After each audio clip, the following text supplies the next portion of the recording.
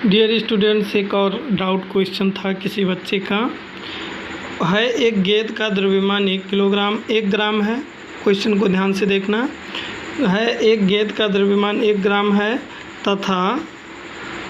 तथा जिस पर ध्यान देना, यहाँ पर क्या कह रहा है, 1 ग्राम है तथा जिस पर 10 के पावर -8 कूलाम का आवेश है। मतलब एक गेंद है जिसका द्रव्यमान 1 ग्राम है और आवेश 10 के पावर -8 कूलाम का है। कह रहा है यदि पहले बिंदु पर विभव 600 वोल्ट और दूसरे बिंदु पर विभव 0 है तथा दूसरे बिंदु पर वेग 20 सेंटीमीटर प्रति सेकंड है, तो दूसरे बिंदु पर वेग क्या होगा। इस क्वेश्चन को पहले ज़रा थोड़ा सा समझो। जैसे देखो, एक बिंदु ये है और एक बिंदु ये है। इस बिंदु पर विभव जो है वो 600 वोल्ट है और यहाँ पर विभव 0 है।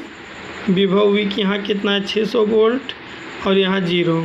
ये पहला बिंदु है, इसलिए यहाँ का विभव V1 मान लिए और यहाँ का विभव V2। एक गेंद है जिस पर आवेश है Q = 10 के पावर -8 कूलाम का, 10 के पावर -8 कूलाम का।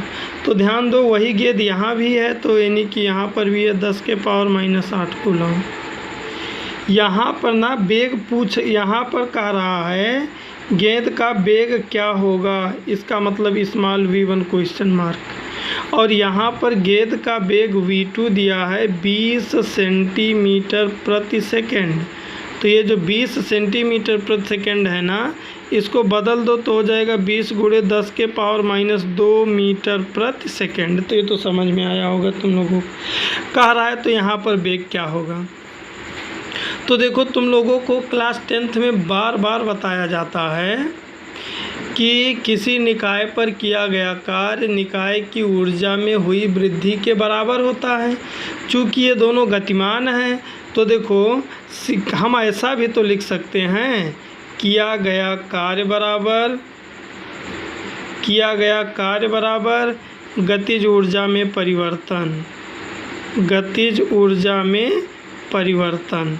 तो देखो, कार्य किया गया कार्य, यहाँ पर कितना कार्य किया जाएगा, हम लोग जानते हैं विभव V = W/Q होता है, तो W = V × Q। तो यहाँ पर देखो V1 है और Q है, तो किया गया कार्य W1, पहले यहाँ पर ये कार्य होगा V × Q। V के जगह पर क्या है, V1 है। किए गए कार्य, अब यहाँ पर क्या कार्य है, दोनों का अंतर निकाल दें, किया गया कार्य हो जाएगा। यहाँ पर विभव V2 है, मतलब ऊर्जा में वृद्धि बराबर होता है दोनों के कार्यों का अंतर। और देखो गतिज ऊर्जा में परिवर्तन, तो यहाँ पर देखो, यहाँ पर वेग क्या है, V1 है, तो गतिज ऊर्जा 1/2 mv² होता है, यहाँ V1 लिख दें। और परिवर्तन का मतलब 1/2, यहाँ पर क्या है, mv2 लिख दें। कोई डाउट? ये अगर हम कर दें तो किया गया कार्य बराबर गतिज ऊर्जा में परिवर्तन, किया गया कार्य बराबर गतिज ऊर्जा में परिवर्तन का थ्योरी हुआ कि नहीं हुआ, समझ में आया। इसी चीज़ को एक बार बैक करके देखना। देखो, यही काम हम यहाँ किए हैं। हमने मान लिया है, माना दोनों गेंदों का दोनों बिंदुओं पर वेग V1 और V2 है विभव। तो देखो, किया गया कार्य बराबर गतिज ऊर्जा में वृद्धि। गतिज ऊर्जा में वृद्धि का मतलब यहाँ पर जो बिंदु है यहाँ पर गतिज ऊर्जा, और यहाँ पर जो बिंदु है वहाँ पर गतिज ऊर्जा।